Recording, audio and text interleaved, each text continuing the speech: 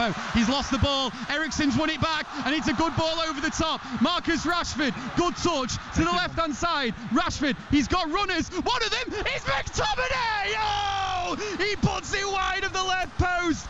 Big chance for United to win it. This is the most incredible game of football I've seen in a long time, Calvin. I tell you what, this is an absolute pleasure to call, by the way, may I be the first to say. McTominay again galloping through the midfield. He appears in the box from absolutely nowhere. He has run tirelessly in this game, and if there was ever somebody to score the goal, you would want it to be him.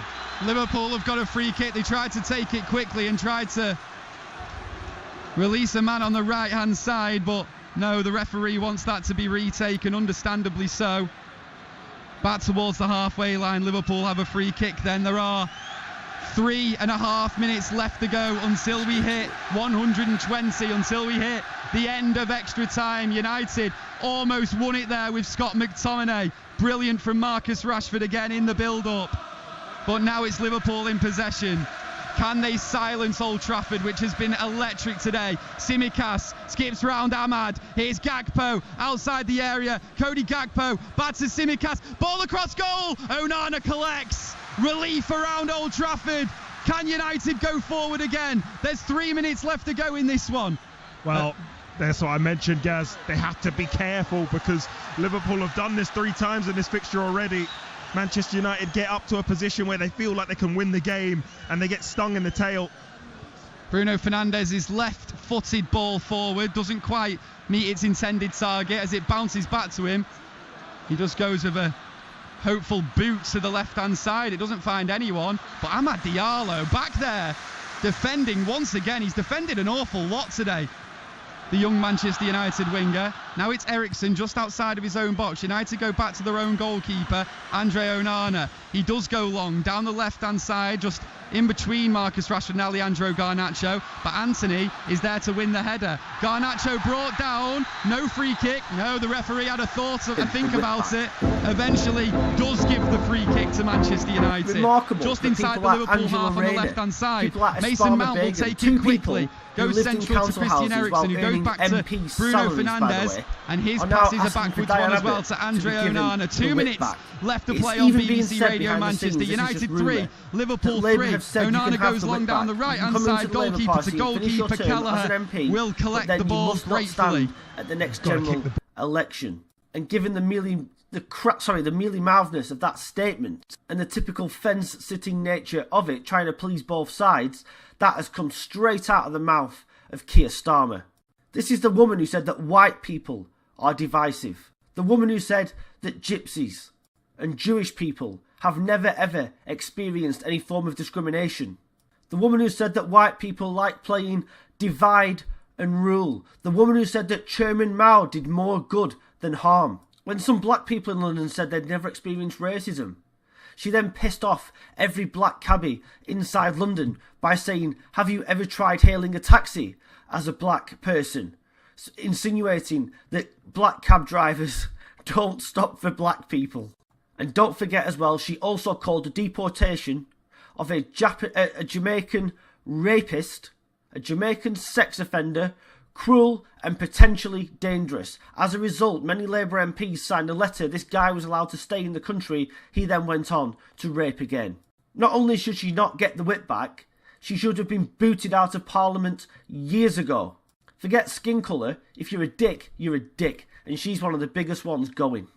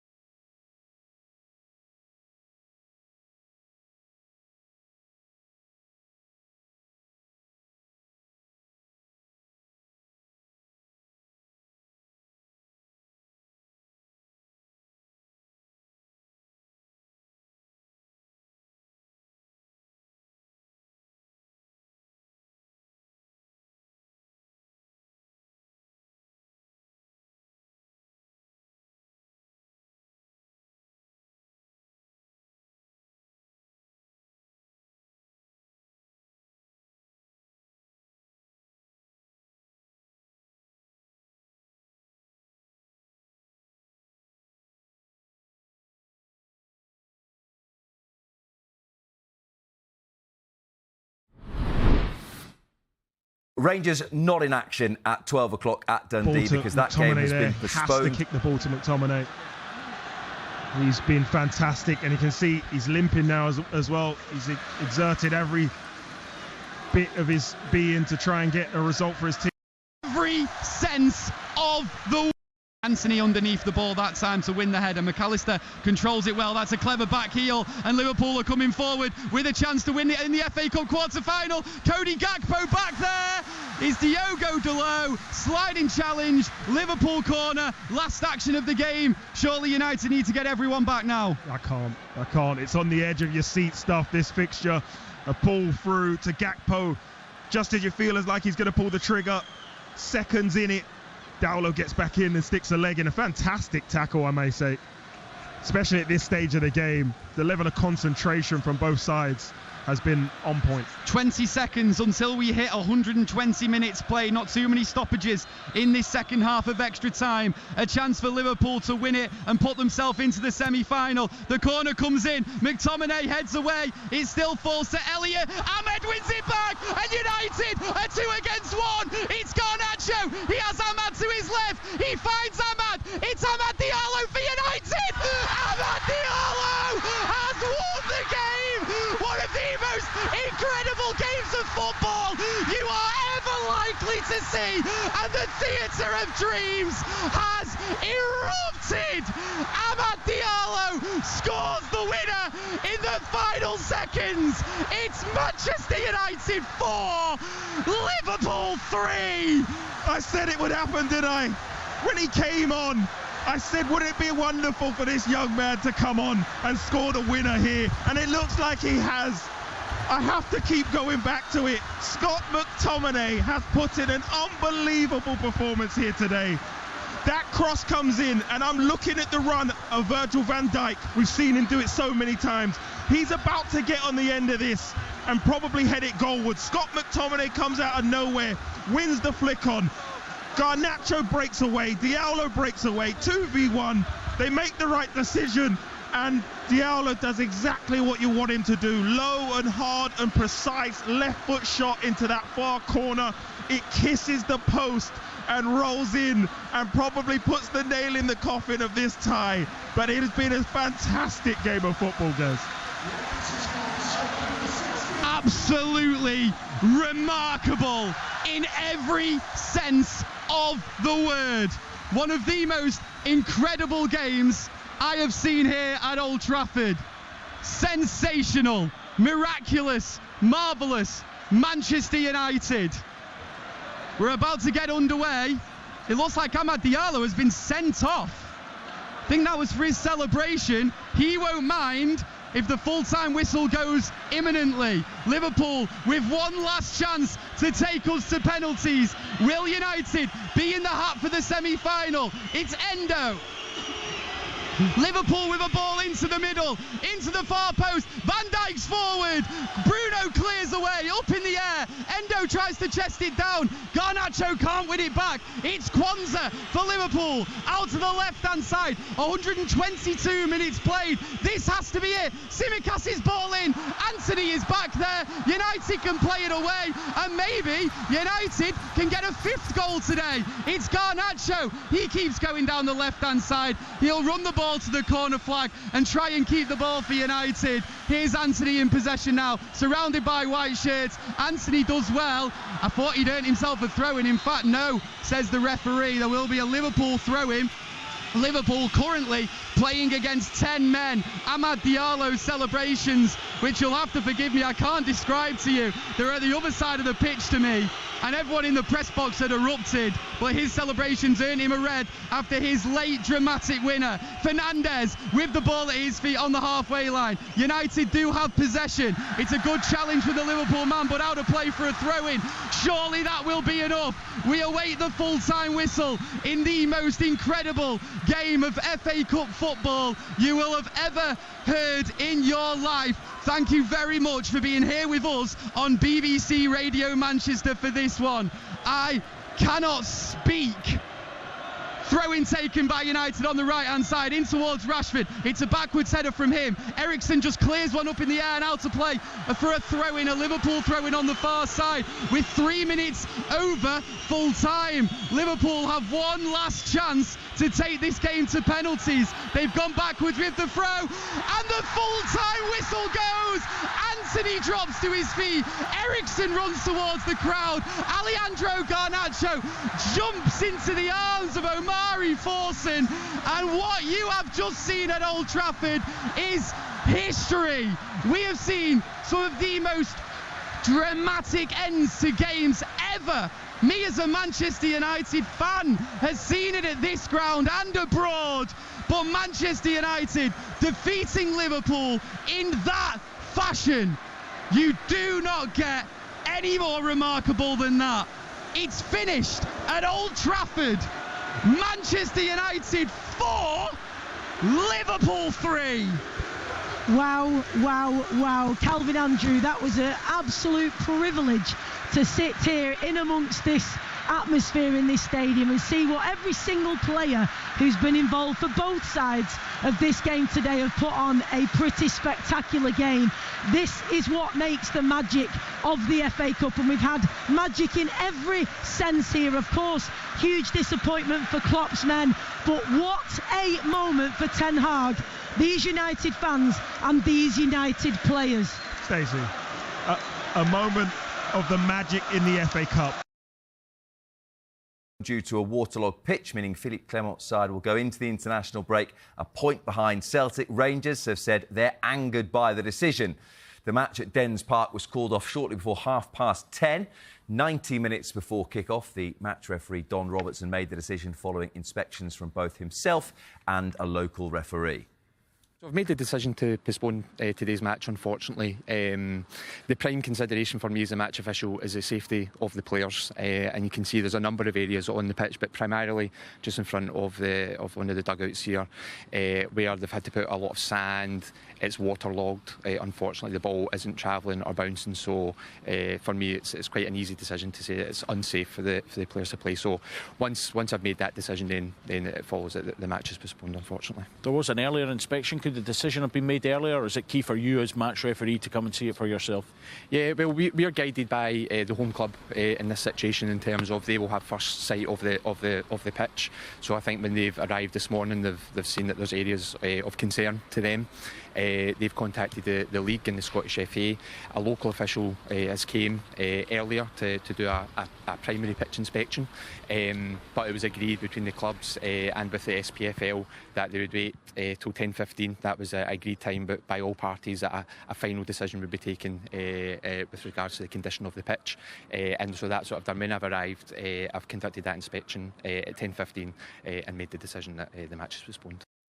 I'm very, very, very disappointed in many ways. First, because we didn't know anything that there was a problem, so nobody contacted us. Not yesterday evening, not this night, not this morning. So it was our kitman who was here early who told us that there was a problem. So that's a really strange thing for me. Secondly, I think it will be the only game in all the leagues in Scotland that will be postponed. So that's a crazy situation. If you're playing in the Premiership, that should be with the highest standards and the best pitches also. But it's the correct decision of the referees. I want to be really clear about that.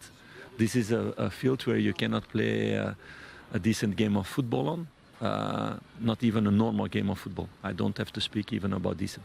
I think for Scottish football it's very important that there are more rules on the standard of the pitches. I talked about that a few months ago. But for your product, to sell your product in a good way, and also for fans, for everybody, for the safety of players also, there needs to be more thought about that and to put more clear rules to have good pitches, for sure, in the Premiership. Well, we're supposed to be one of the most robust leagues in the world, and The ball's rolling. We've had guys out here since 5 a.m. and Mother Nature's done what they've done, but we've done everything we could to get this pitch into place. We have 2 small spots that the ball's not bouncing as we speak. The rest of the pitch is fine, and they said they don't think that we're going to be able to get it playable before 12 o'clock. So that's where we're at. Could anything more have been done? I don't think so. I've been here since 5 o'clock. Look at the state of me. We've had everybody out here. We had 11 grounds.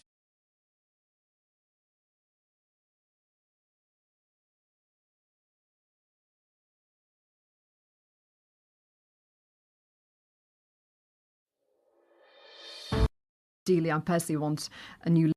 If you're watching this live, we'll get your reaction as well, to an extent. They have a solution, ladies and gentlemen. They have a candidate. Let's talk about this. Because of what happened with Lee Anderson and the defection a few days ago to Reform UK, they are all panicking. Now, of course, you guys watching this, if you're watching this live, we'll get your reaction as well during this live stream, because I want to know if you are still somehow a Tory supporter, one of those patient people who still believe that we could just replace Rishi Sunak. Do you think you have the right option, or if you just completely given up and defecting to Reform or any other right-leaning smaller party? So that's happened, and then they thought, okay, we have to basically do a Hail Mary. Andrew Jenkins came out recently to say it's probably best to actually choose a new leader before the election, rather than wait for the Labour Party to completely destroy them and then choose the leader. Let's go to Jenkins first. But I do think that we can't give up hope if we get more Conservative policies. I mean, ideally, I personally want a new leader then before the election and start delivering on our manifesto commitments. Then these disaffected voters, which we are seeing in the polling, I do think we can bring them back. She believes the Tories could bring back the voters if they pick the right leader. If they pick the right leader, right? Who do you think the so-called right-wing parliamentary party members of the Conservatives have decided to go with? I mean, yes, Penny Mordaunt. So, Penny Mordaunt is going to be pushed by her allies in the Tory parliamentary party. Of course, she herself, because she's working closely with Rishi Sunak, and she's in government, she can't really proactively and publicly come out to say, yeah, this is my campaign, yeah, we're going to be doing a coup. So, of course, the pundits are going to be repeating the same nonsense on mainstream media. Everyone's going to be speculating, and behind the scenes, they're all getting ready anyway. And Penny Mordaunt is a very interesting choice, let's just say, because before we get into the details of, obviously, her background, and obviously some of you already know, let's see what they actually want to do. The contract with Britain. This is the name of the Tory plot, apparently. They're going to be removing Rishi Sunak. They're going to be replacing him with Penny Mordaunt after, obviously, they're committing to an election after 100 days.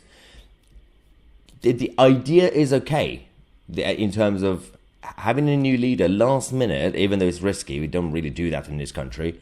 But if you see every election as a fresh election and you need to get a new mandate, you know, the parties in different countries, especially presidential elections, they pick a candidate last minute.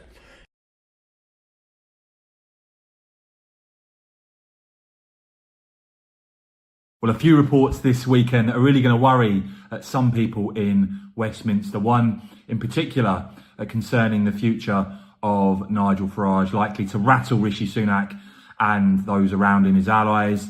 First of all, though, you're seeing now, it seems, some Conservative MPs really contemplating the possibility, finally, of replacing Rishi Sunak, perhaps with Penny Mordaunt before the next general election, and perhaps having a new Tory leader there and a snap election with a new leader. Tory MPs will be hoping for a bounce in their fortunes, having hit record lows, of course, under the leadership of Rishi Sunak. What we do know now is that the gap between the Conservatives and Reform UK in at least one national poll has gone as low as 5 points now. And do go and check out heaver.news, by the way, my newsletter. I'll put a link down below where I wrote about all of this stuff. Of course, you've seen the defection of Lee Anderson to Reform, giving them the first Reform MP, and it seems the government braced for potentially more Conservative MPs to defect to Reform as well. But of course, the big one that many are speculating about is the future, the decision of Nigel Farage. Some speculating that were he to return to frontline politics, it would be the equivalent of an extinction level event for the Conservatives. You have seen Nigel talking recently to The Spectator, for instance, about what is going on in this country, including the ridiculous population explosion that we've seen recently in recent years, and that it's set to carry on, it seems, in quite ridiculous numbers.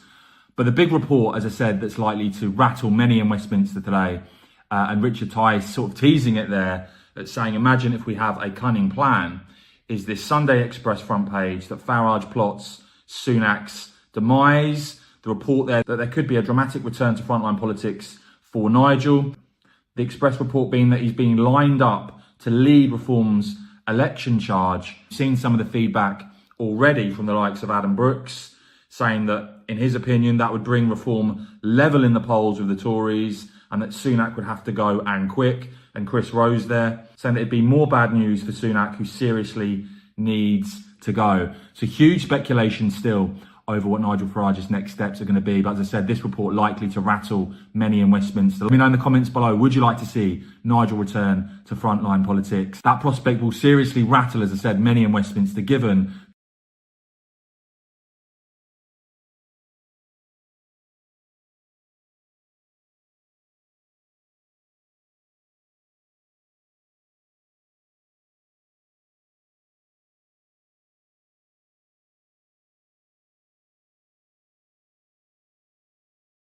How you feeling now?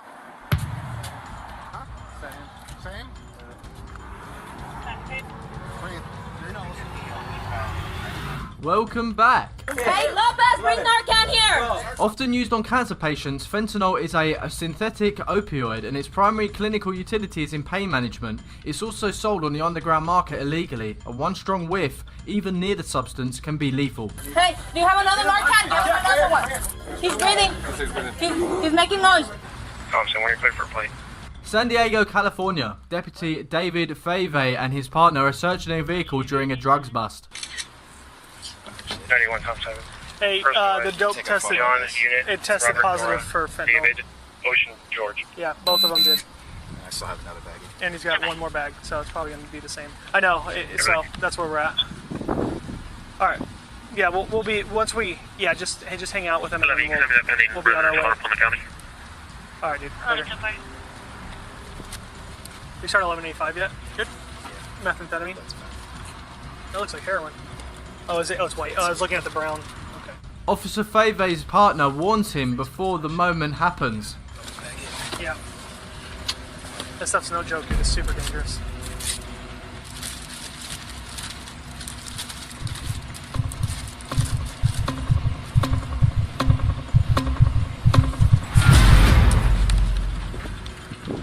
Paul 6, start me 1141 for my partner. You alright, dude? Paul 6, code cover. Luckily, his partner steps into action quickly and administers the Narcan, but things are still looking rocky as David is struggling to breathe. Code cover for 91, Paul 6, you tell me. Paul 6, I need 1141, code 3. Cover. Unit for 435, Hey, buddy, just breathe, buddy, breathe. Breathe. It's alright. Breathe. Okay. It's alright, buddy. You're okay. Breathe. It's okay. I got you. Breathe. 91, 6, confirming at 435, David's partner slowly puts his head to the side to prevent possible choking. It's okay. Breathe. It's okay. Give me the air. I need Narcan. I've already administered 2. So far, administered 2 Narcan. It's okay. Just keep breathing. Focus, buddy. Focus. 3, I've got it. Interrupt. Just focus. We're in the back parking lot of the mortuary. In the back parking lot of the mortuary. It's okay. I got you. You're going to be all right. So far. There you go. I'm 5 minutes out. Focus on breathing, buddy. 5 minutes You're out. okay. You're okay. 5, are you okay? Talk to me. Oh, no. Don't be sorry. You're okay. Don't be sorry. There's nothing to be sorry about. I got you, okay? I'm not gonna let you die. I'm not gonna let you die. It's okay. Just focus on your breathing, okay? Focus on it. I need Narcan! It's okay. It's all right. Just breathe. Just breathe. I've already given 2. All right. 5-Eye, talk to me, buddy. Talk to me. Focus on your breathing, okay? We got you. We got you. It's okay. I got you, 5-Eye. I'm not letting you go, okay? I'm not letting you go. Breathe. Focus, buddy. Focus. Stay with us. You're doing good, buddy. You're doing good. It's okay, 5-Eye. Talk to me. Mister, when I got another one on standby. Just hold tight. You're breathing. You're okay. 5-Eye. Look at me, bud. Look at me. Focus, okay? Look at me in my eyes. You're doing good, okay? You're breathing. Help us on the way. You're gonna. It's okay. Don't be sorry. Just focus on breathing, okay? You're doing good. Just keep focusing, buddy. You're doing great. Yeah, give it. I'm holding his head up, so. Yep. Hey, Dave, nothing to be sorry about, okay? You're okay, Dave. It's all right. You guys watch yourself for additional contamination, It's okay? inside of the trunk of our car. Okay. It's okay, Dave. You're doing great, bud. You're doing great. It's okay, buddy. Hey, do you know what day it is? Just focus on your breathing, okay? Okay, we'll work with that. That's good. I'll take that for now. You're gonna be fine, bud. You're doing great. You're awake. Hey, dude, we're a family. There's nothing to be sorry about, okay? That's why I hate this fucking garbage. You're doing great, bud. As soon as you get his belt off, let's get him on his. You gonna get him on? Fentanyl. We have fentanyl, so we've already done 3 Narcans.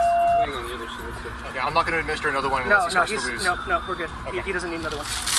You're okay, bud. You're doing great, bud. Pulse 6 units can reduce. Continue FD.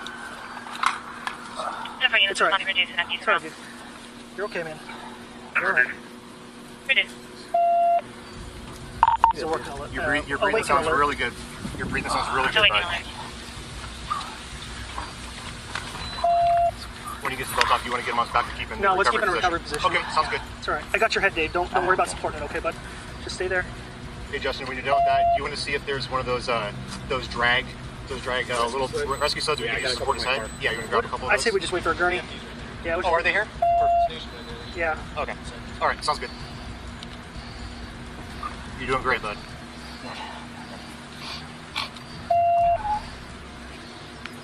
You're not supposed to breathe this stuff in, bud.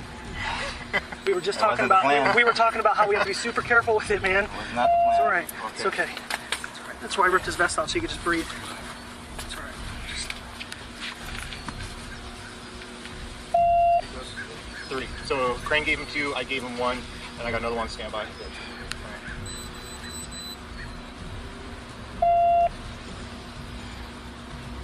How you feeling? You feeling a little bit better? Starting to focus a little bit more? A little bit? Your head hurts? Because Crane's death gripping it right now.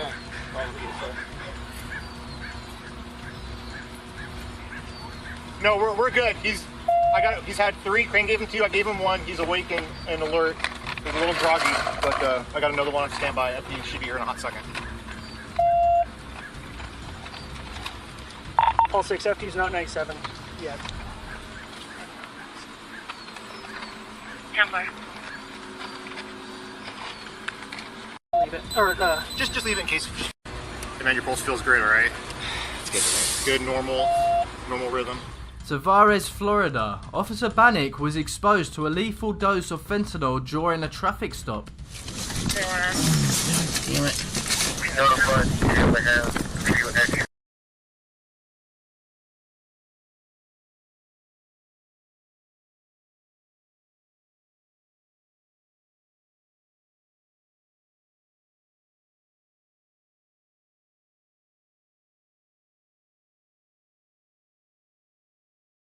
So, as I predicted, Dan Wootton would be revealing all about what's going on in GB News, albeit in little bits, but it's enough to know that GB News is in trouble. Not only are they losing viewers, but they're losing money as well, millions of pounds every year. Now, when Dan Wootton was suspended for that Lawrence Fox interview, he has revealed that Patrick Christis and Mark Dolan were lobbying for his slot. So they had no confidence of him returning. Remember, he wasn't immediately fired by GB News, they just suspended him. But it didn't deter these two disloyal friends of his, so-called friends, from trying to get his job. I mean, my God. Talk about vultures. And it turns out they were both simpering to management, so desperate to get Dan Woodson.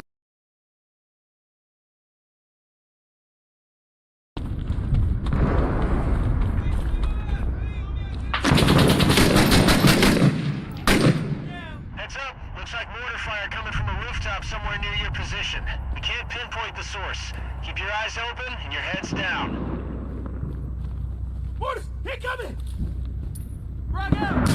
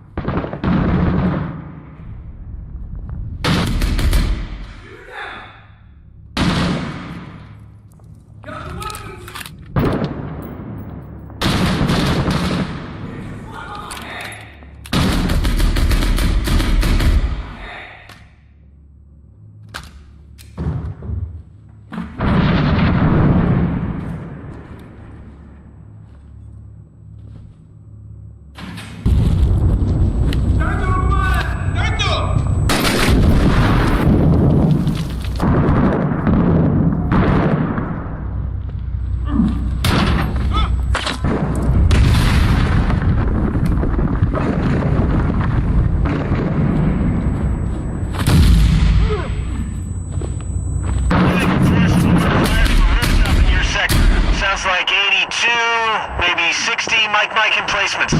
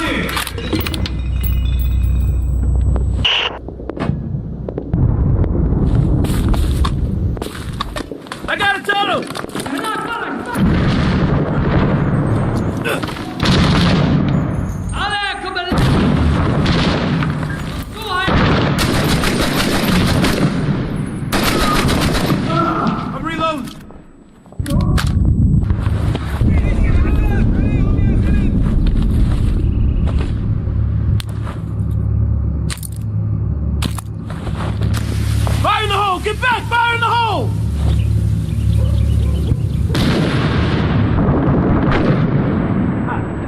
Guy with the right!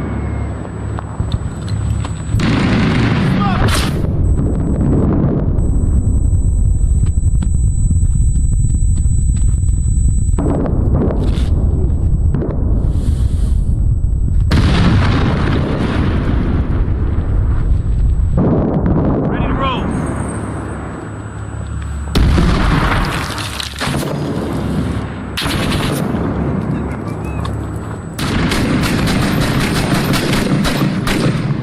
I'm reloading!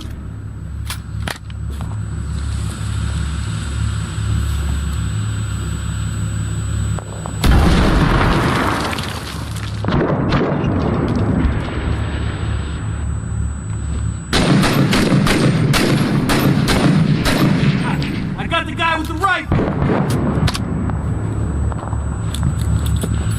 Smoke it!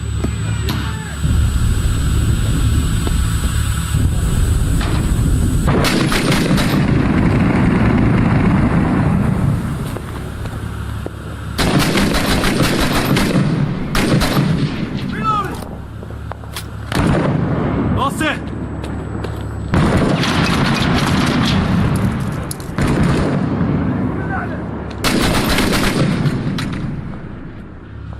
I'm reloading!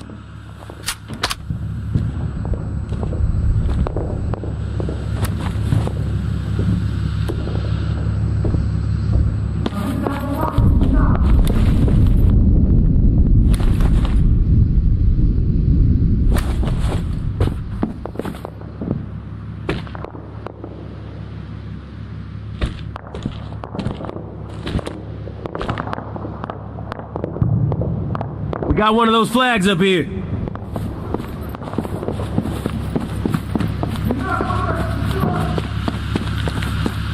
I'm gonna burn this bitch.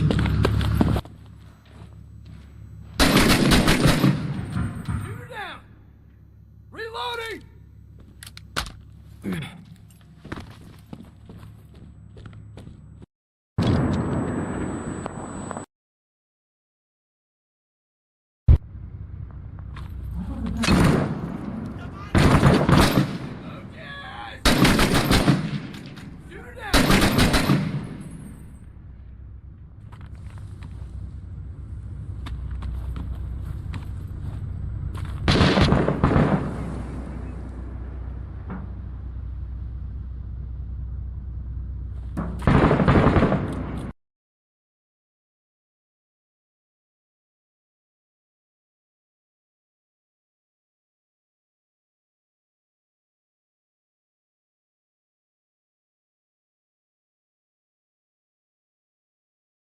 GB News is under threat. The other broadcasters don't like it. Adam Bolton, longtime veteran of Sky News, said that GB News was damaging the ecosystem of broadcasting, by which he means it's our little club.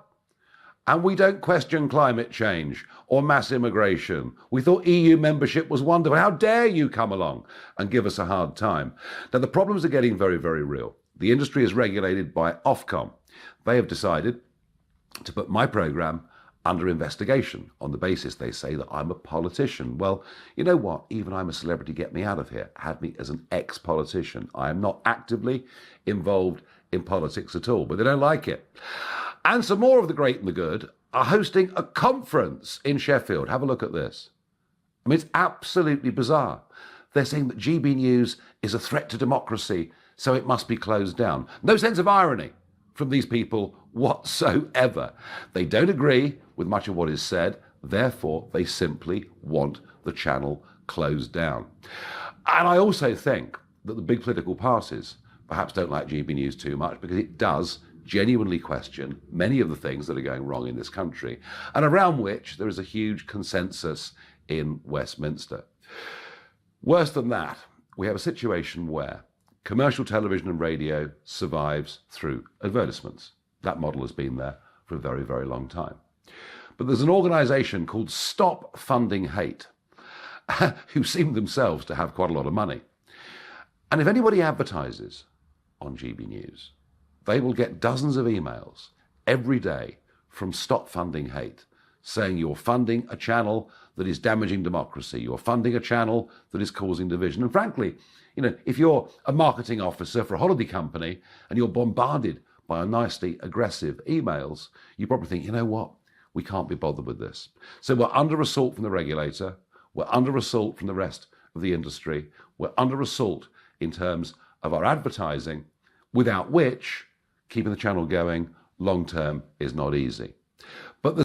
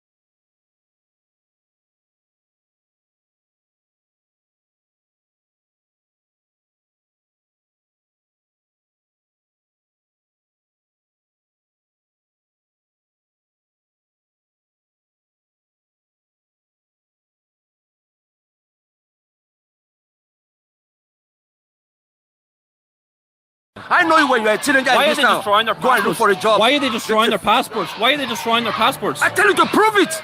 That's the Justice Prove Department. I told you. Next time you are coming out, have it with you. Have that proof with you, then we can be convinced that what you are talking about is right. Why you are are they destroying? talking shite. Why are they destroying Get their the passports? fuck. I don't want.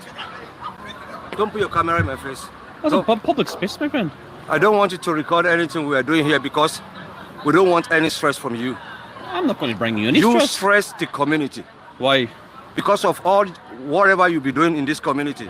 You stress community and you don't let the young generation to live in peace and live together. What have I done? You do a lot of things. You're causing the damage to the beautiful country we are living here. No, I'm highlighting a serious problem in our community.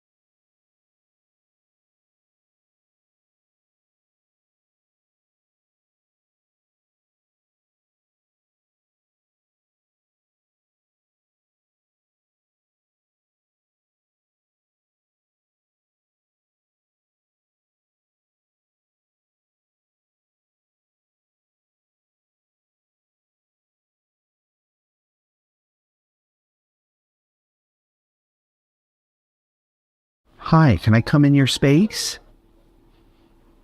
Hi. I'm just going to hang out with you here for a minute. Is that okay? No pressure. I know this can be a scary place, especially if you don't know what's going on and you don't know why you're here. But I'm going to spend a little time with you, okay? We're going to work through this. We're going to figure this out together. I think she's looking at me, isn't she? No? I think she's trying to not look at you. She's hiding. It's really loud in here. Sometimes people say, why does your voice sound like AI? I'm not AI, but I put a filter on it because the barking is so loud. It would be hard to even hear the video if we just played the audio. Like, listen to, here's just some audio. See all that barking? You definitely couldn't watch my videos with your dog. So I mute it so that you can hear it, but just know that unfortunately I can't mute it for her. You know, there are a lot of methods in working with dogs, and for 7 days. So here's love, and you are a good girl. Hammer wrench. We don't have a name, right? No name. Yeah. Let's think about something that has to do with Home Depot. Home Depot. What could it have to do with Home Depot? I mean, I don't want to name her Depot. But something. Let's try this. You're a good girl. You're a good girl. Hi. You're a good girl. Hi. Do you want a treat? Do you want a treat? Do you want a treat? Good girl. You're a good girl. You want a treat? Do you want a treat? Good girl. You're a good girl. I would absolutely say she's never heard that before. Treat or good girl. I mean, there's zero reaction. So that's okay. It'll be the first time she's ever been told she's a good girl, and I'm okay with being the first person to ever tell you that because you are a good girl. You know that? You are deserving of love, and you are a good girl, and I am so proud of you for being brave enough to ask for help that could not have been easy, and now you're safe. And you are probably the littlest German Shepherd I've ever seen, which makes you so unique and special. And I know right now it's hard to look at at me and make eye contact, but just know that I love you and you are worth more than you know. We got a little eye movement there. She felt it. You're a good girl. You're loyal and you're kind and you're loving and you're deserving. And one day you're going to have a family who loves you and you're going to be able to give your love and loyalty in return. Good girl. Here you go. We're going to try just a little touch. Hi. Good girl. It's a good girl. Yeah. Good girl. Yeah, it's a good girl. Does that feel good? Huh? Does that feel good? Yeah. You want a treat? Huh? You want a treat? Yeah. Okay, we'll take a little break. She's processing a lot of information right there. And you can see like there's not an ounce of any fear turning into any reaction, like no teeth snarling or growling or anything like that. She just doesn't know what to do, right? She just hasn't probably ever been shown love before. And she might have been on the streets long enough to be feral. Not fully feral, but, to start to regress to that. Over that even. Okay. That feels good though, doesn't it? Does that feel good a little bit? She's leaning into that a little bit. That's good. That's a good girl. You're a good girl. Thank you. Thank you for giving me a little trust here. Yeah. Does that feel good? Yeah, good girl. Yeah. Does that feel good? Okay. Can we get in there a little bit? There we go. Oh, yeah. Okay, good girl. Take a little break, a little breather. Did we come with a name yet? We got to work on a name. Orange. What about, what's Home Depot's color? Orange? Home Depot does a lot of donations to animal shelters, like for helping them build stuff, so that's good. This is not a sponsored Home Depot post. They have like a slogan or a saying. You guys wouldn't know. You're not my Home Depot audience. Yeah. Get it done. That's not their slogan. Get it done. Maybe that should be, though. How doers get more done. Well, that was pretty close. I mean... I get it done. How doers get... Sorry. It's fun. It is funny. I know it doesn't seem funny right now, but that was funny. She did not laugh at your joke. We don't have to do Home Depot. We don't have to name her after something at Home Depot. I feel like we're trying to force it. I'm like, thinking about like cedar or pine or oak. Hammer, wrench. How about Bobby? It has nothing to do with Home Depot, and I think that's probably a good thing. Well, Bob the Builder. Bob the Builder? Bobby the Builder. Bobby the Builder? Okay, I like Bobby. It has nothing to do with Home Depot, I think. She's nice. Is she getting tired? A lot of dogs in this state, their fear is just so exhausting that when they do get into a comfortable state, they fall asleep, which is understandable. And so that's actually a good sign right there. She won't put her head down. It'd be really nice if she'd put her head down and relax a little bit. But, okay. So Bobby, let's try her new name, even though she's fallen asleep. Bobby, do you like that name? Is Bobby a good name? Hi, Bobby. Bobby, you're a good girl. Look at that. She's looking up. Bobby, you're a good girl. Good girl, Bobby. Sorry, did I move too fast, Bobby? I'm sorry. I'll take it slow. You want to check me out? I'll give you a little head rub again. You seem to like those, Bobby. You're a good girl. Yeah. Just a good girl. Yeah. Bobby, you're a good girl. Okay. Good, Bobby. Yeah. That's okay. A good girl. I think she likes her name. Okay, so now we're going to do a fun segment because I want to spend a little more time with her because sometimes it just takes time, You all have been sending mail, sneaky. You looked up the address of the shelter and you sent mail. Now, don't everyone go and send a bunch of mail because the shelter only has so much. They're not a post office box, right? But I did get some mail and I thought it'd be fun to open it. Good girl. It's the first time she's ever received a toy or affection, like I would imagine. I could be wrong, but... based off the signs, I doubt it. Okay, look at this. Oh, wow, look at this. Hold on. His videos won't scare her off. So he's okay. Okay. Hi, sweet. Yeah, I don't think so. The thing is, I think it could help. If I get her out of this corner, I think it'll go a long way. Come here. Okay. Okay. It's okay. Okay. Yes. Okay. It's okay. There you go. she's shedding really bad. Like, you just touch her and the hair comes out. It's like my shirt is now covered in dog hair, which is fine. You may have seen this before. I actually saw something really cute where someone said, like, a rich person will have designer labels on their clothing. A happy person will have dog hair, which is so true. Like, probably months of less than the understanding you have with a dog where you saved them and they saved you, right? That old saying. I need your help. I need you guys to share this. We have to, so you can get a shirt if you want. And thank you.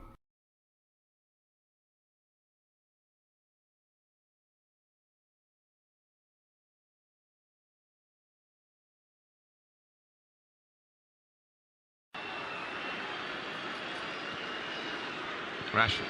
Oh, there's room here for Garnacho. Can he place one past Kelleher? And in the end, Højlund and McTominay were going for it, and McTominay got the goal. So first blood to Manchester United, and just as Liverpool was starting to get into the game,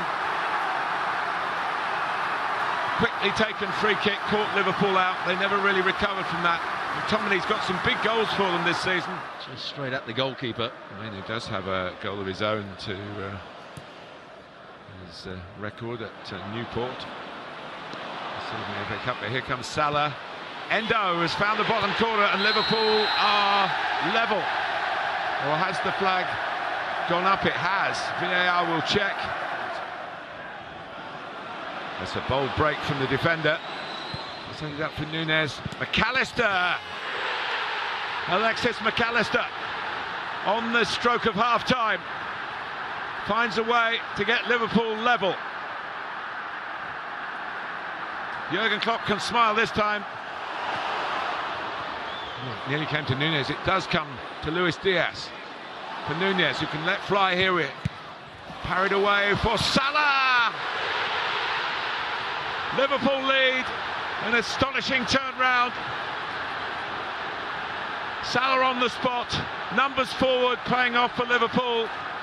And those gloomy faces are suddenly wreathed in smiles on the field, and amongst the 9,000 fans, and I'm sure in the dugout as well. Well, Manchester United wanted to foul there. They won the ball back in a good area. He does well to get back onside, Nunez. There's the shot. Onana does well to make the save, and he just about gets it in Salah with his right foot. The Liverpool midfield. Here's Garnacho. Anthony's in there. Is he squeezed it in? He has. It's 2-2. 4 minutes plus stoppage time to go. And the substitute strikes. If it comes down to penalties. Elliott. Shooting position for him here. Deflection on it. Kind to Liverpool. Super for Harvey Elliott. And Liverpool have the lead again. Buy a ticket and you might win the raffle. Take a shot, you might win an FA Cup. You want me to go centre forward, or do I still play at the back? Well, it's McTominay for Rashford this time. Extraordinary, it's 3-3. Well, he could have won it for Manchester United right at the end of regulation time. He's swung in by Tsimikas, touched by McTominay. Elliott robbed. Here's Garnacho. Ahmad, who stole the ball, gets it back from Garnacho. For the young man, can he make himself a hero? He has done. It's Manchester United's quarter-final. In classic Manchester United fashion, the counter-attack. And a youngster doing it as well. The Busby Babes, the Fergie fledglings. And now Ten Hag has sent on Amad Diallo, who's hardly had a chance.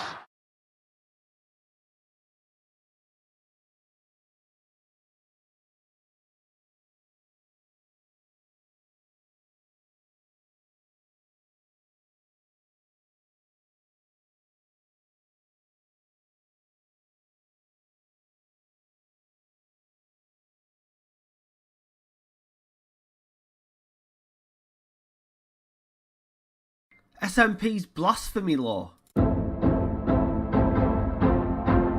As you all know, the hate crime law will come into force on the 1st of April, April Fool's Day, the fools being anybody that voted for the SNP. And it's been revealed that the poster girl behind this law is actually affiliated with an Islamist group that regularly puts out anti-Semitic conspiracy theories.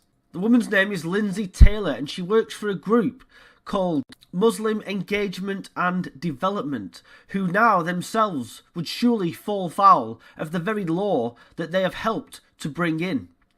I've long since thought that this bill was a substitute for the gender recognition reform bill that they were never going to get through court. So instead, they've come up with an alternative and brought this in instead, making it basically illegal to criticise anybody for anything. And now they're going to do the same. It will apply to religions, you name it. In other words, it is also a blasphemy law. This group whip up campaigns against Jewish people. They whip up hate against other religions, against other people because of their characteristics, sexuality, etc. So it's actually quite fitting that they should be the poster people for the SNP's new law, given they fit in quite well with them. This is one of the worst thought out pieces of legislation I've ever seen. Did you know that there is no onus of proof when you make a complaint about somebody? All they have to do is say that they are offended and that you have said something that they find offensive, and that's it.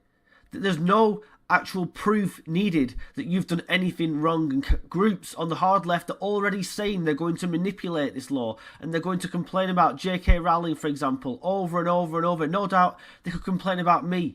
Not that they can touch me because I'm in England, but nevertheless, they could complain about me, and it would be exactly the same. Put on some sort of list or a black mark put against your name. And what's worse is that if you vote Labour in Scotland, you'll still get it because Labour supported this extremely dangerous law that should never have been allowed to come into force, and Westminster should have shown some bollocks and stopped it.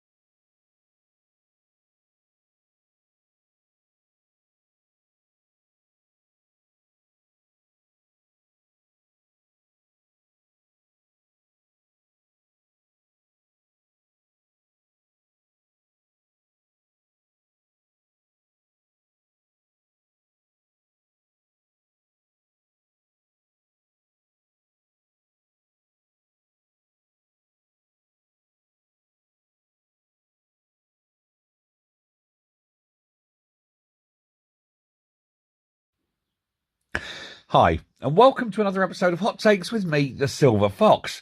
Hamza Yousaf is a bit of a strange character, isn't he? As well as being, what I would suggest, a moral coward.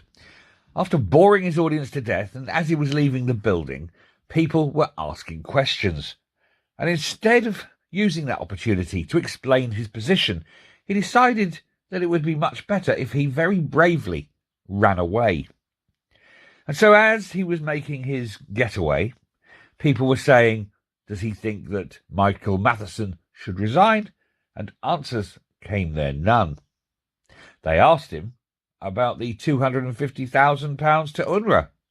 And again, the silence was deafening. But when asked about the camper van and whether they were looking to get it back, he did actually make a response. And it was the worst response he could make. He said, I do not comment on live investigations, before getting into his chauffeur-driven limousine and driving off at high speed, lest anyone ask him an awkward question again. But that is not a very good answer, though, is it? I do not comment on live investigations. So while they're admitting it's a live investigation, you have to wonder why they're trying to get the camper van back. It is obviously part of the evidence of that live investigation. It goes to show that they are really, really up shit creek when it comes to finances. They need that camper van back so they can sell it to have enough money to buy some leaflets, perhaps. Goes to show that they are a very desperate party, led by a very desperate leader. Thanks for listening. Speak soon. Bye.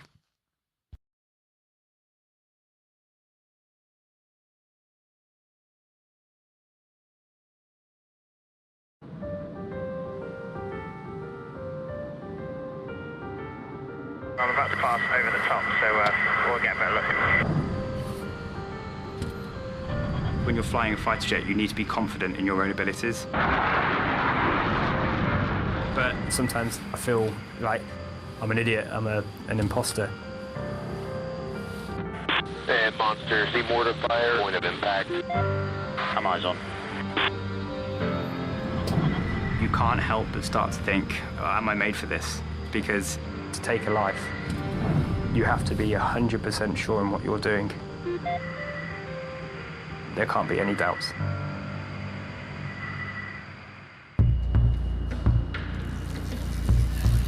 The RAF is on high alert. The world at the moment is not in the best of places. The Russian vessel running along at 10 knots. Everything that's happening with Russia and Ukraine, it's like a tinderbox. You're doing an important role protecting from Vladdy the Baddie. Direct hit. Go, boys! With conflict in Europe and the Middle East, Maintain eyes on that person. British warplanes are poised to face any threat. Russian marking. Bogey continues to track north. We are one trigger press away from starting World War III. Follow me. Speed low, recover. And when you've sat in your own pee for about 2 hours over Mosul, have you really made it? It's what you don't see on Top Gun.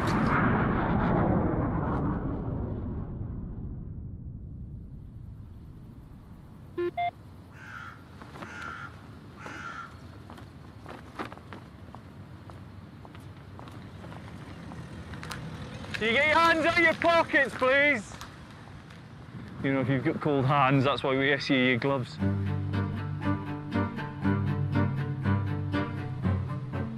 You know what I'm going to say, don't you?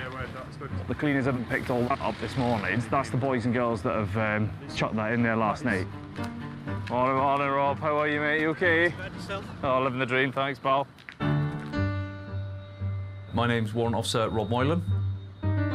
I am the Station Warrant Officer here at RAF Lossiemouth. What gets my back up is people that are disrespectful. That and seagulls get my back up as well. But you know what I mean? When you're at Lossiemouth, that's par for the course. The station warrant officer, known as the SWO, is responsible for RAF discipline across the whole of Lossiemouth Air Base.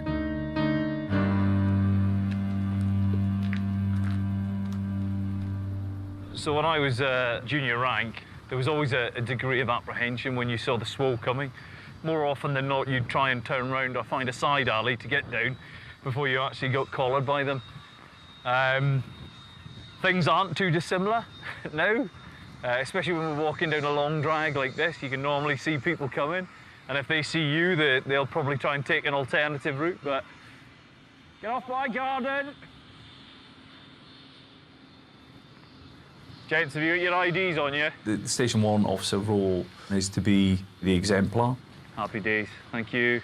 For service discipline. Okay, you've got a lanyard there. You stick it around your neck, please. You set the standard. This is the combined mess, so this is one of the high footfall areas. We've got Costa Coffee, Subway and the like in here, but it's heavily used by personnel from across the station. When you're on a main operating base like RAF Lossiemouth, we need to know who everybody is at all times. ID's imperative, so that's why we wear them on display. Where's your ID at? So right. So that's not acceptable, is it? You know what I mean? RAF police are the main people on this station to deal with security. You're not cutting around with your ID on, all right? You need to nail that, all right?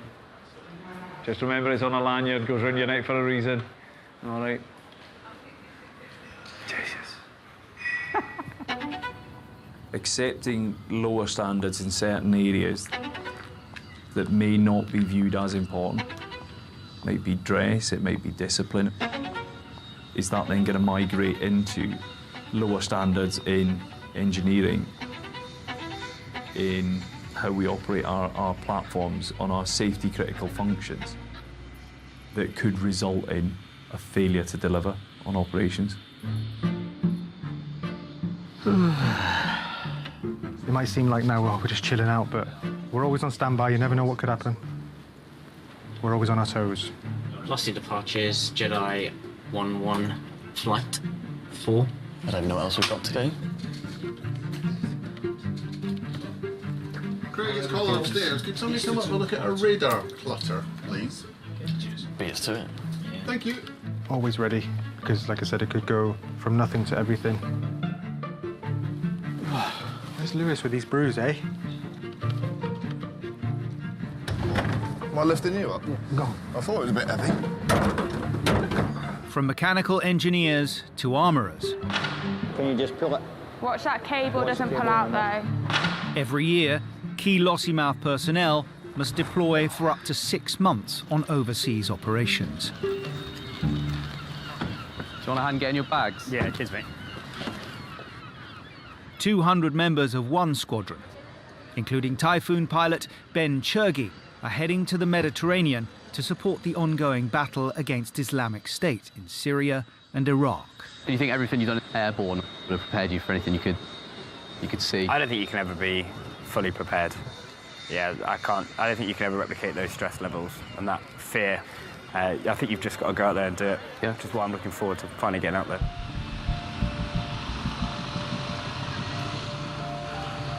See you in 4 months. I'll catch you soon. Sounds good, mate. See you a bit. So this is the first time I'm going to be flying over Badlands, if you will. Which, you know, I'll be lying if I say I wasn't slightly nervous. Known as Churgs, this is his first operational deployment after 7 years of training.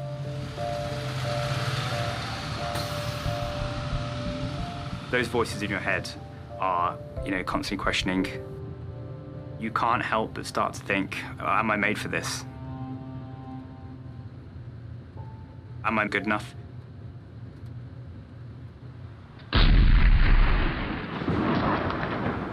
Although defeated territorially in 2019, Islamic State fighters remain in Iraq and Syria.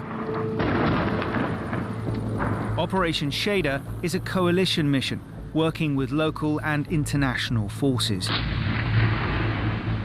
to eliminate the remnants of the terror group.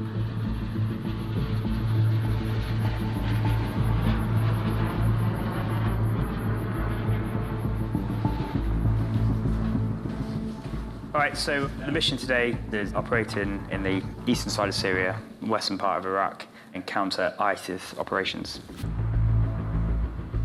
You're on the front line, so the pressure's definitely there. Churg's first mission at RAF Akrotiri is to fly 600 miles east into Syria, where coalition forces and innocent civilians have been targeted by a spate of mortar attacks. Primary risks we're going to be looking at today is any sort of surface threat, ISIS activity, and just reacting to any.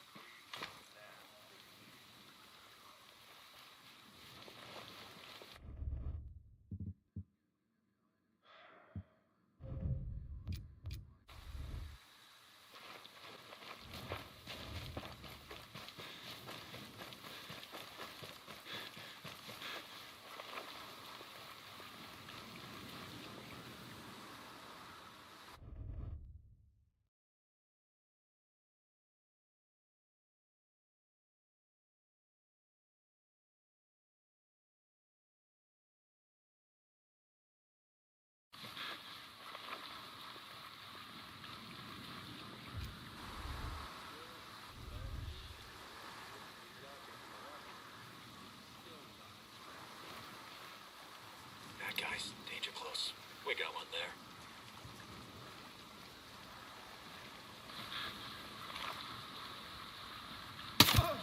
Hey!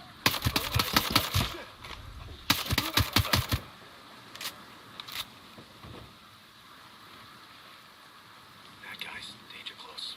We got one there. Located a bad guy. Yeah. Over there. I'm clear on my side. Hey! No one's out here. Bad guys, danger close. We got one there. Located a bad guy. Yeah. Over there. I'm clear on my side.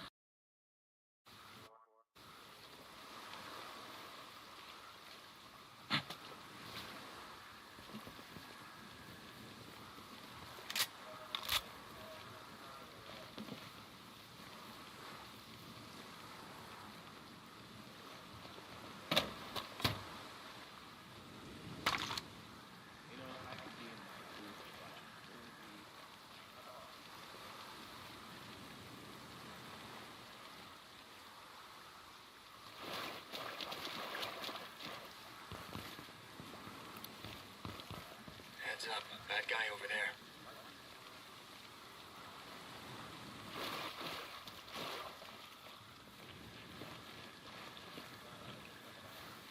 Same on my side.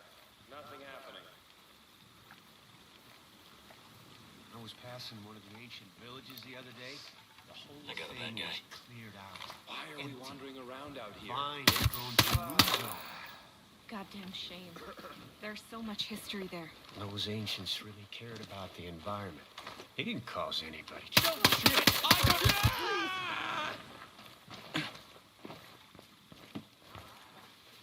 Hi. No need to be afraid. Any idea how to find this location? Yeah, if my memory serves me correctly, then I know where you can go for that. Thanks. Appreciate it.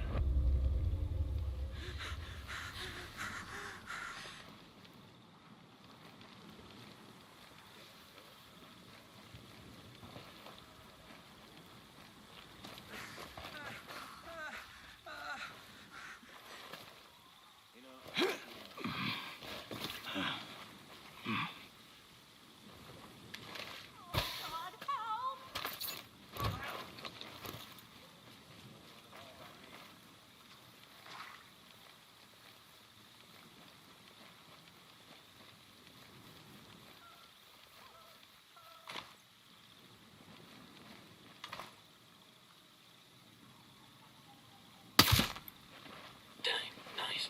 That's it. All good.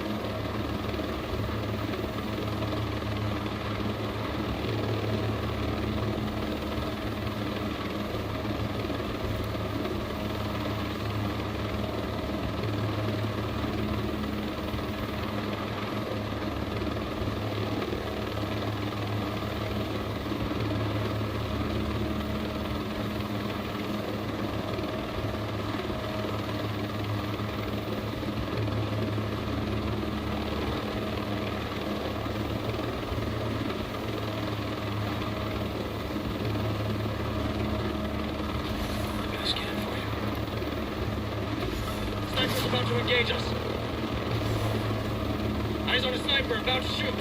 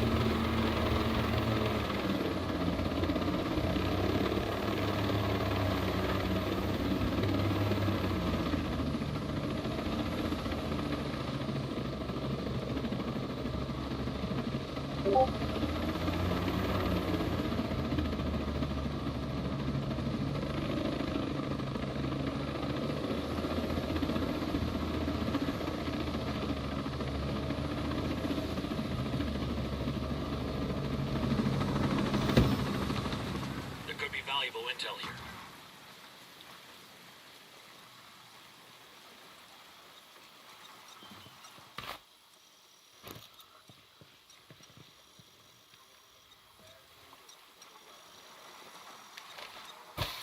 Enemy chopper.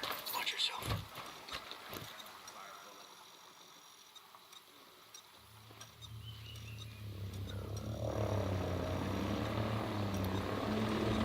I see a breacher.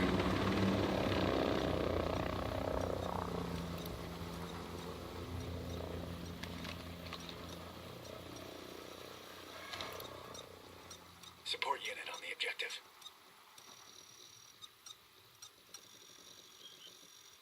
Put my night goggles on.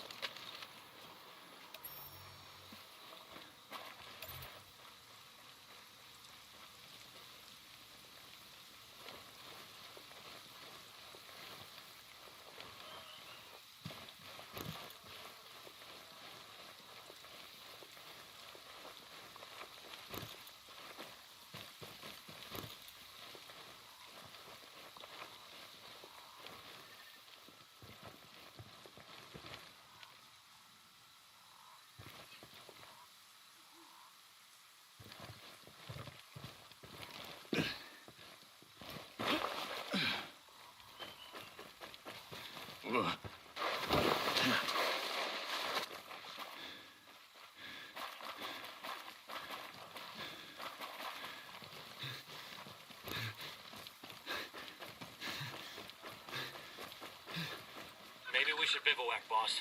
We need it.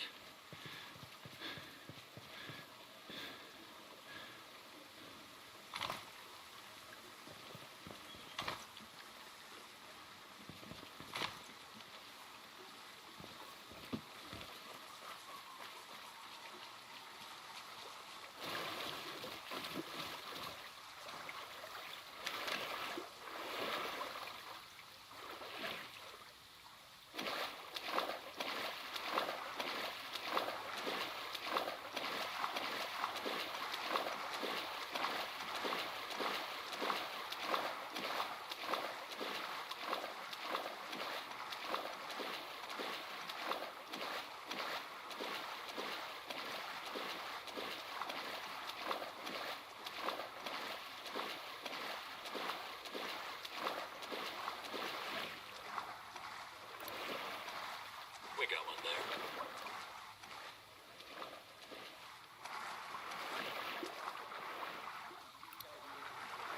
You got the bad guy.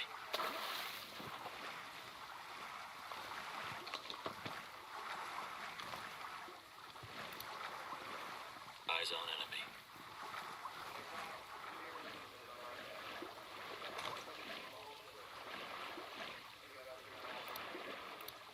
Eyes on hostile.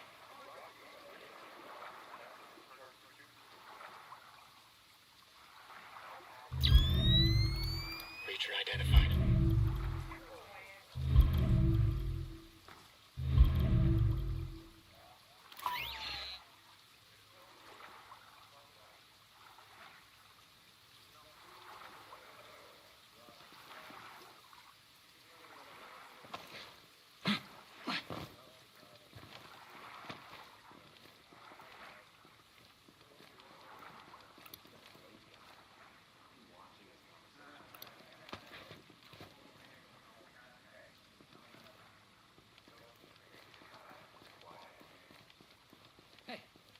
Who are you?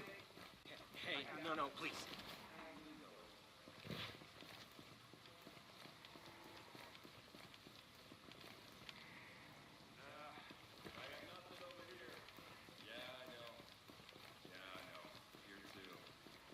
Put in for that rocket launcher spot at the other camp. Our guy No won't one's give his dumb up enough to and be I out here. Really would shoot one of those.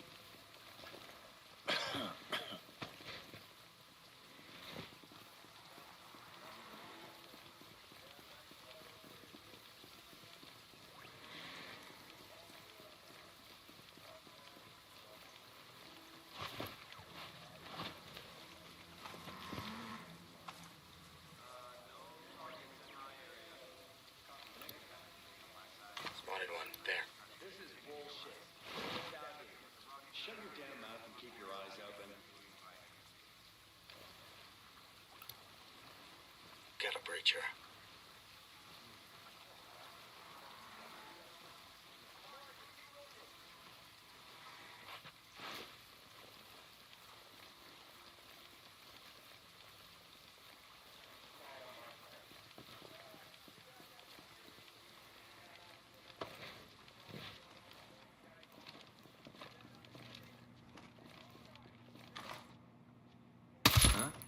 I don't like There it is, that. boss. The Scal employees have been docile so far. This might not be them. Cool. Let's do it. They got one of us! Intruders in the area! Employees being good little doggies. No resistance at all. Yeah, that Blake guy's a psycho. Watching everything. Way to get some. I don't want to find shit. I got 3 weeks left, and I'm out of here.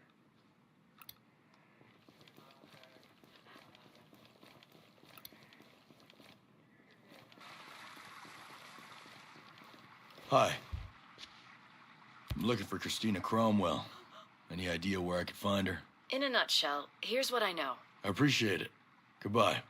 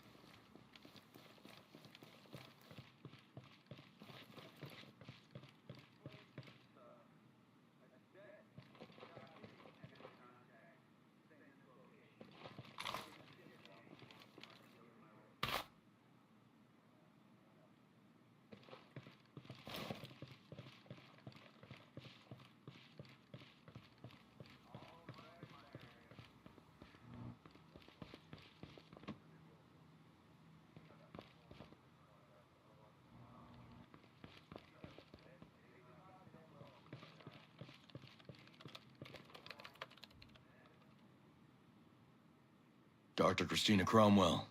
My name is Nomad. I was a soldier in one of the choppers that crashed on Aurora. I'm working with Jay Skell. He's alive? I mean, Ayanna Puri's announcements are so scary. How is he? Well, we're working to get civilians safely off of Aurora. But we need your help. But this island, the ex-cop who works for Sentinel, Ian Blake, he's got this island locked tighter than... well, the surveillance drones we made to keep us safe. They're now keeping us prisoner.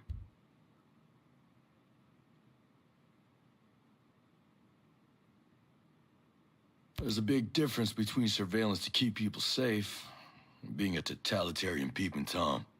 Yeah, yep. I can't object to that sentiment. Look, now Jace thinks he could take down enough of the drones so we can get some people out of Aurora and bring some help in. And Jace wants the AI. Bingo. The security team ran an assessment on our systems a couple of months ago. If you can find those reports, it'll, give me an in on how to hack the AI. Won't those holes be fixed by now? No. I don't think so. Most advanced place on the planet, but the bureaucracy is as slow as anywhere. Try Archimedes Hall. That's the data center. You should find the reports there.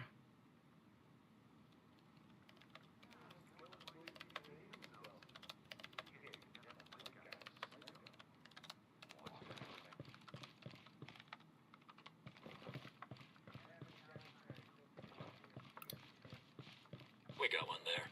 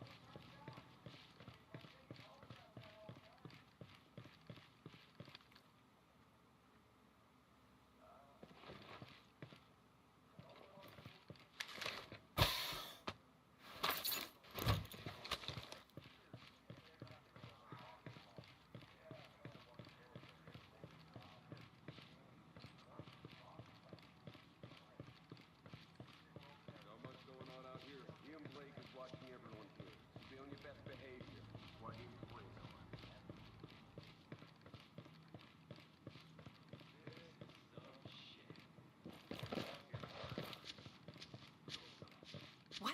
Who are you?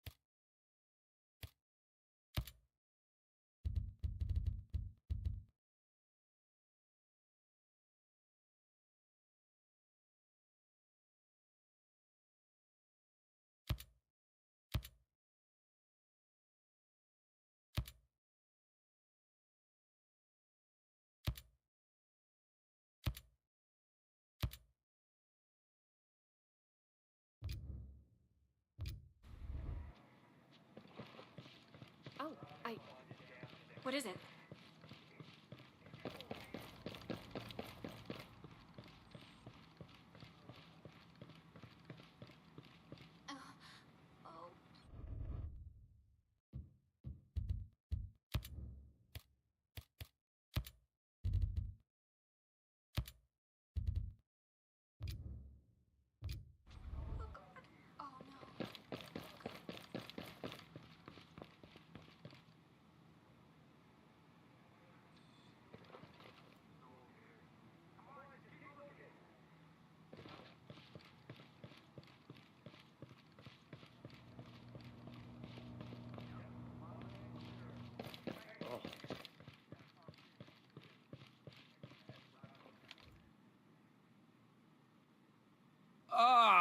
Not another one.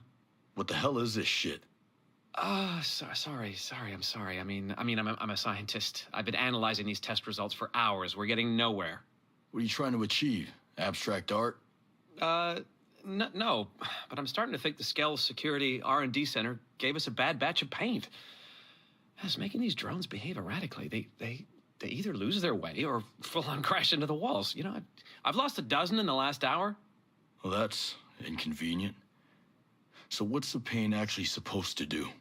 Well, I mean, not this. I mean, okay, it's paint, so it's supposed to look pretty, but it's also supposed to act as a trigger signal for the drone, so clearly somebody over there screwed up. If it's causing this sort of chaos, it might be worth my while. Now, you said you got this batch from the Skell Security R&D Center, right? Yeah. Okay, I wonder if these drones are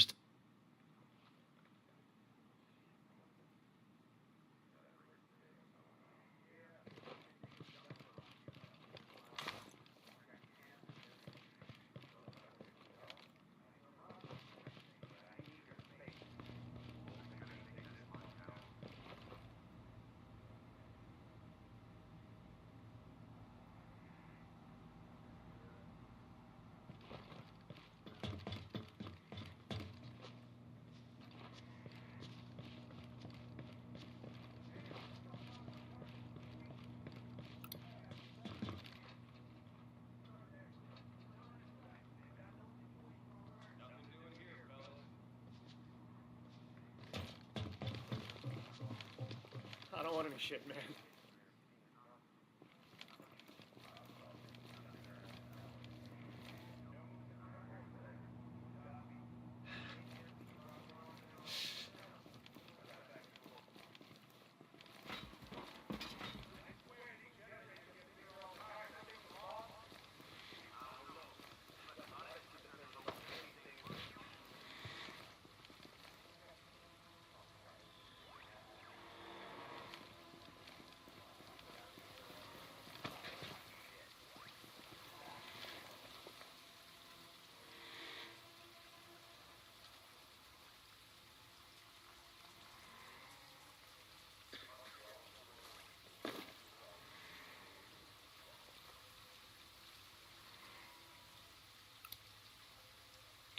Breacher.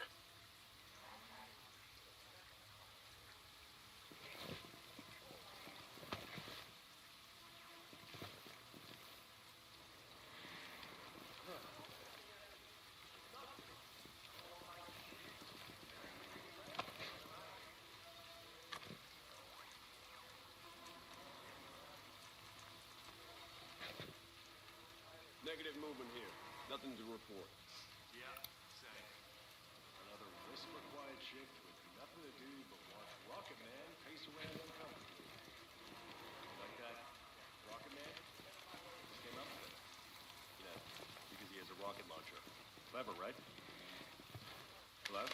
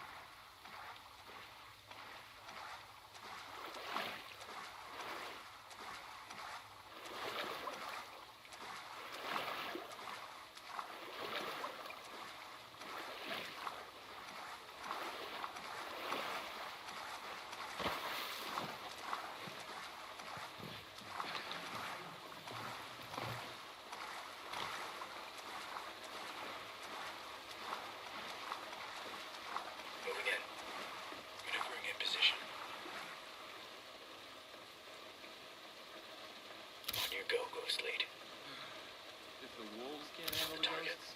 They ought to give me a... Okay, complete. We're clear. Well done.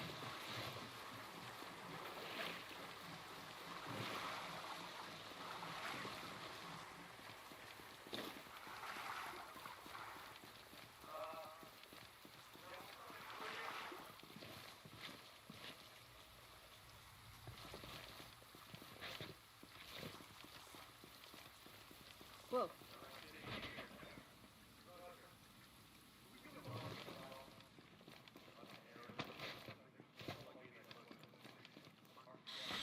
Oh, God. Oh. Oh.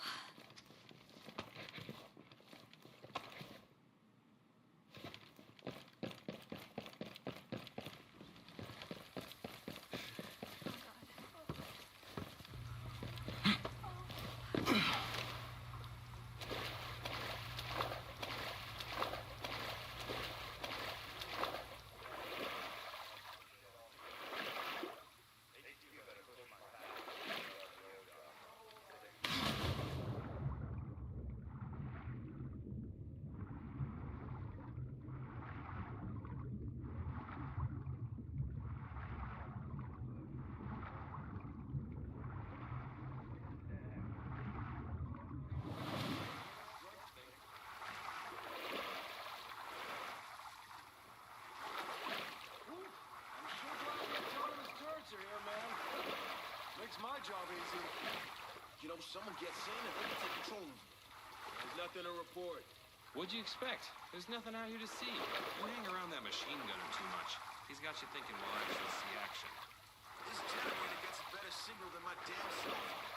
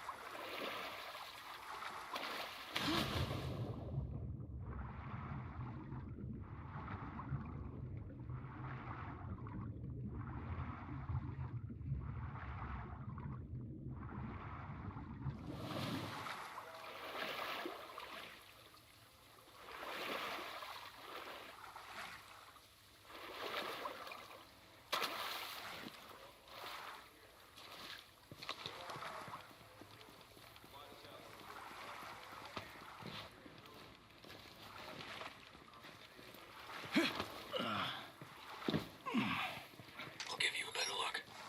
Now we can see everything.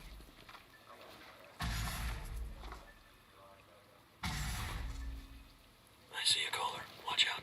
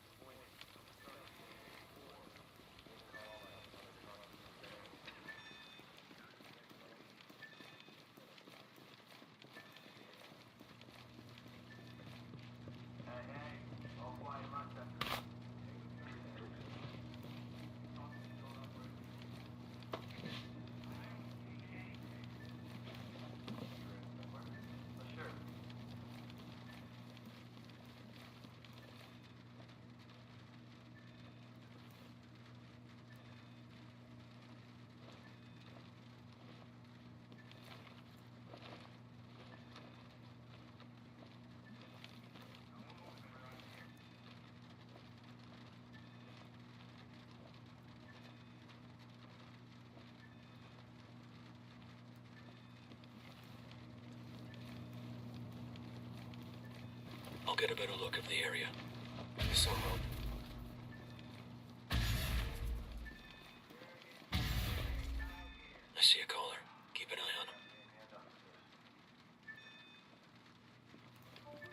Enjoy the following products in your ScalTech Wellness Package. As always, we appreciate your input. Just speak to me, Faye, your in-home AI, to give your feedback.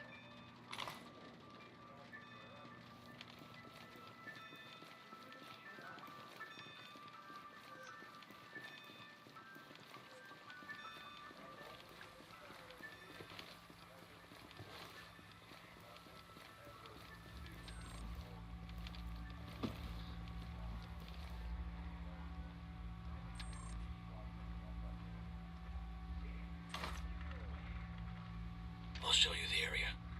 We've got a leg up on him. Night vision on. There's a caller. Don't let him launch the alarm. These aren't that great. They're line of sight, man. Got no situational awareness.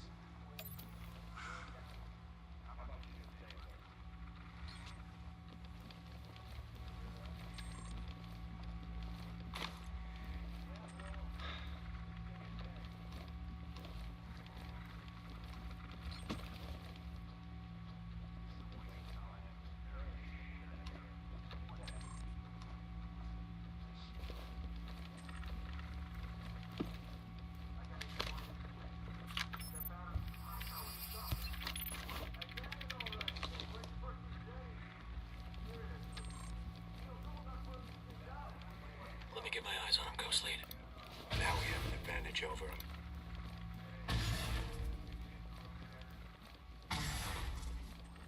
There's a whole swarm of them.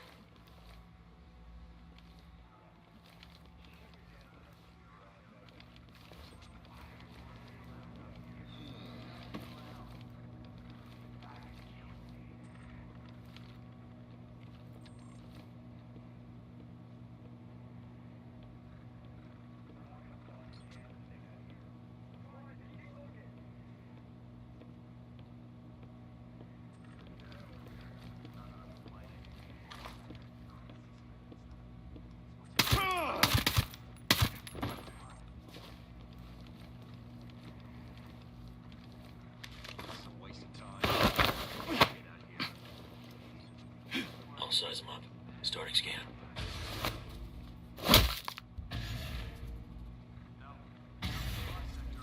Surprise, shitbag. Give me your PC password, and this ends without you screaming in pain.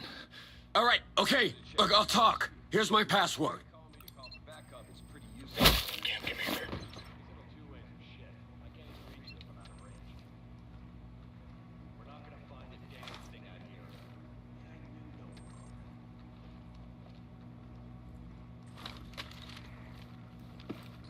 You got time to sit around. You got time to clean your gear.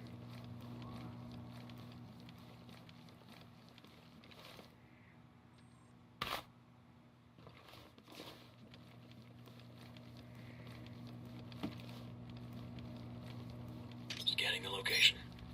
This will give us the advantage.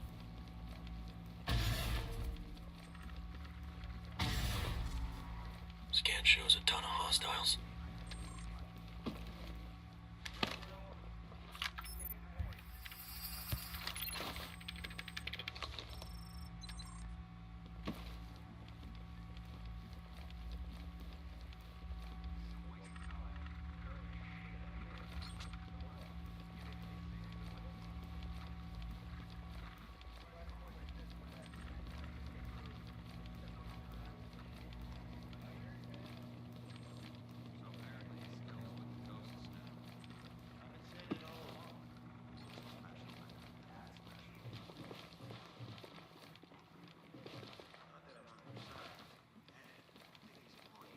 Let me see what we're up against. These results help.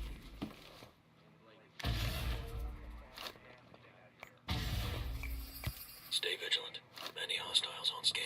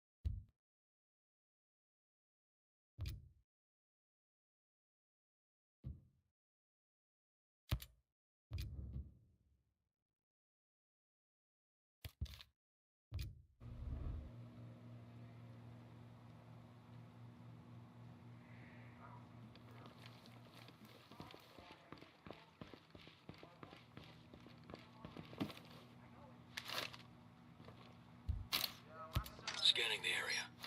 Now everything's crystal clear.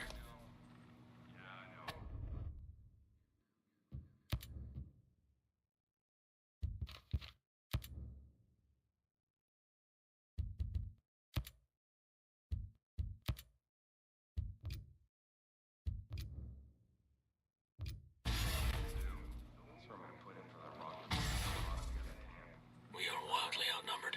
Be careful.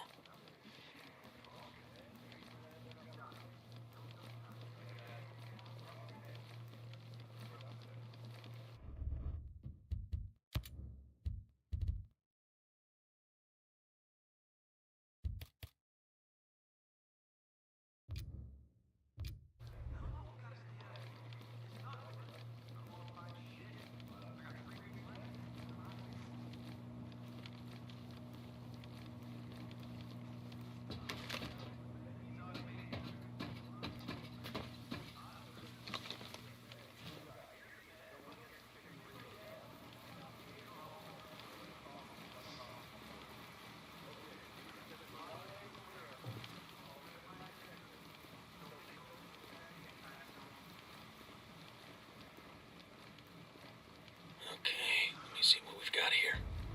Now we can size them up right. They more than outnumber us. Take care.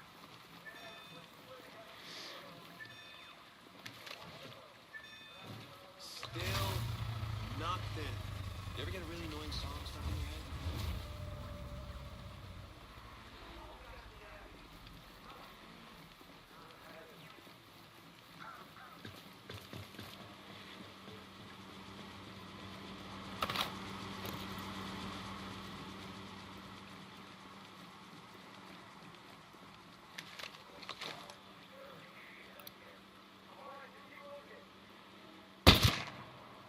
You're dangerous, Nomad.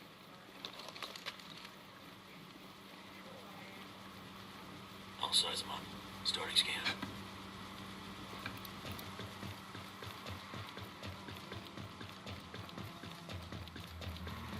There's a whole swarm of them. I got a bad guy.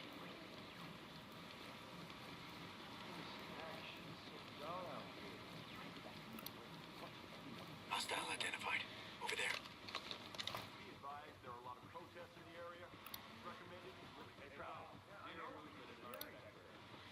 Got a hostile position there.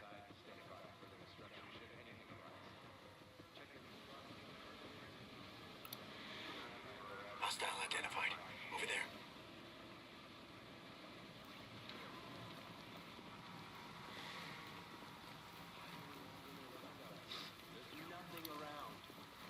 Got eyes on an automated gun. Roger, okay. Let me see what we've got here. Software can be hacked if we get to it. Now they can't hide. Yeah, there's nothing going on by me. You ain't gotta worry. We are wildly outnumbered. Be careful.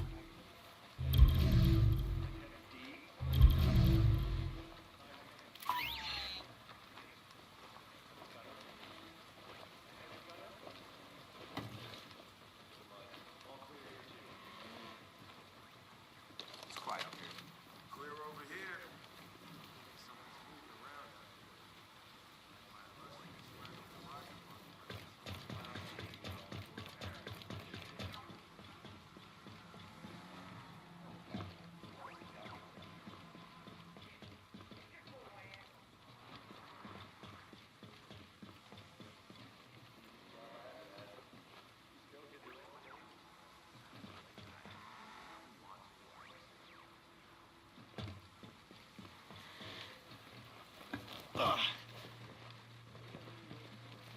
Shit! I got a visual on a hostile! Just try and run! Combat drones active. Okay, boys, drone More is firepower fixing. I ain't complaining. We got company. Fuck! Watch incoming rocket! I'm with you. Pop one.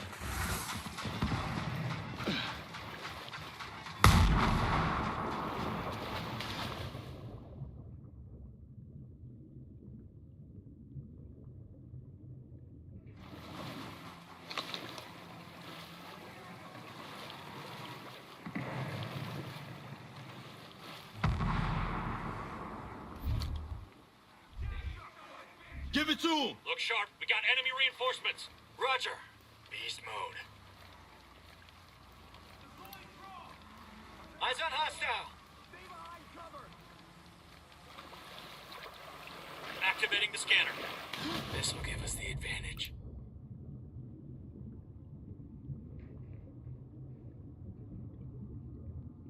Be careful. There's a lot of them. Battery's empty. Drone's out.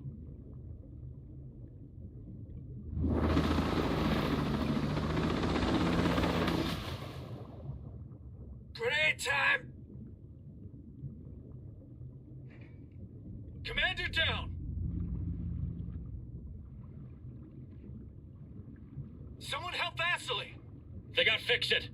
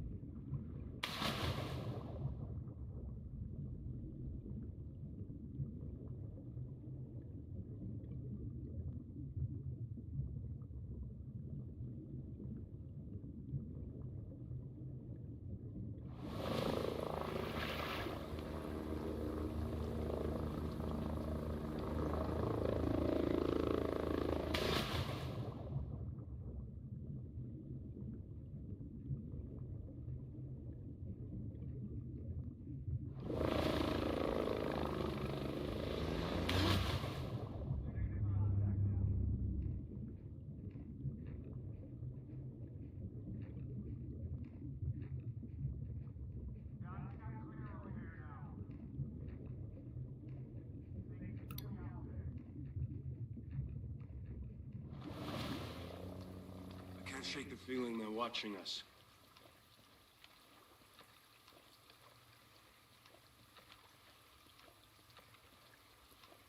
Don't forget about the mission.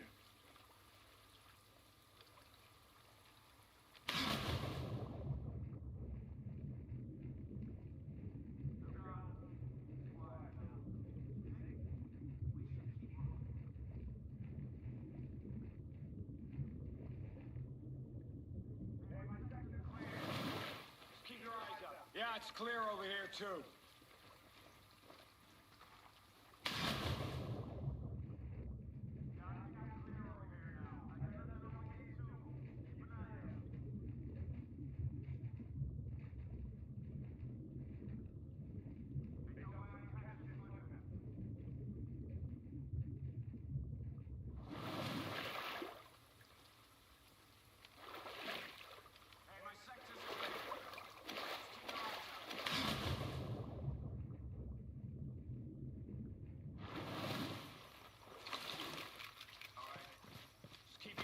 Swivel.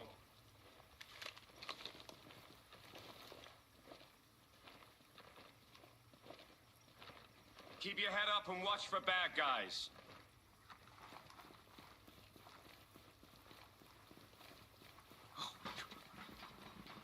What are you doing? I don't want trouble.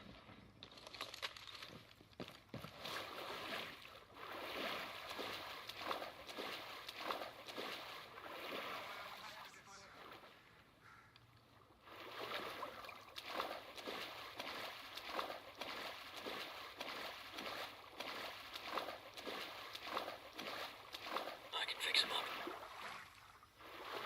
He'll be good. I got him.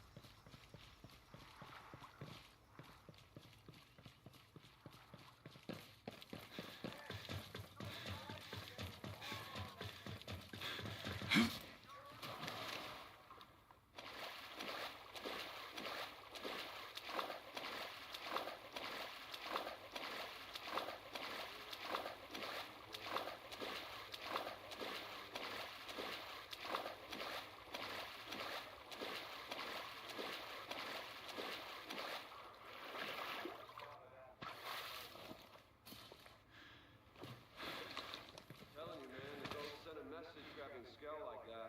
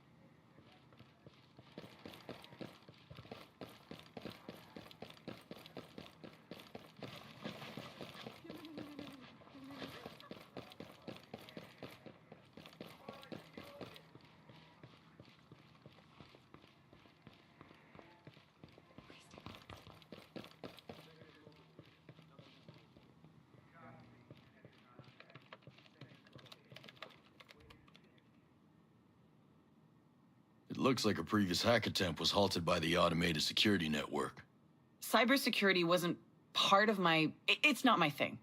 But I mean, yes, we should be able to bring the network down. Is this gonna be more computer hacking? For me. For you, it's more like shooting and exploding stuff. That'll do just fine.